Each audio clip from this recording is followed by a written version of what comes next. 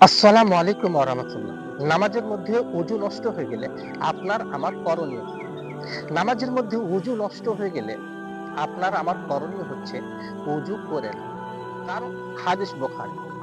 কিছু মানুষকে দেখা যায় নামাজের মধ্যে ওযু নষ্ট হয়ে যায়। অর্থাৎ বায়ু সরে যায়। অথচ সে ব্যক্তিকে দেখা যায় নামাজ পড়তে আসে। রাসূল সাল্লাল্লাহু আলাইহি সাল্লাম বলছেন যে তোমার নামাজ কবুল হবে না।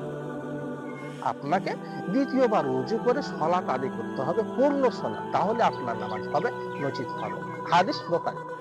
হযরত আবু হুরায়রা রাদিয়াল্লাহু তাআলা আনহু তিনি বলেন, রাসূলুল্লাহ সাল্লাল্লাহু আলাইহি সাল্লাম বলেছেন, যে ব্যক্তি নামাজের মধ্যে ওযু নষ্ট হয়ে যায়, সে যদি জামাতেও থাকে, তবুও সে যেন দ্বিতীয়বার ওযু করে তারপর সম্পূর্ণ সলাত আদায় করে। তাহলে তার নামাজ হবে, নচিত আপনার সলাত কবুল হবে না।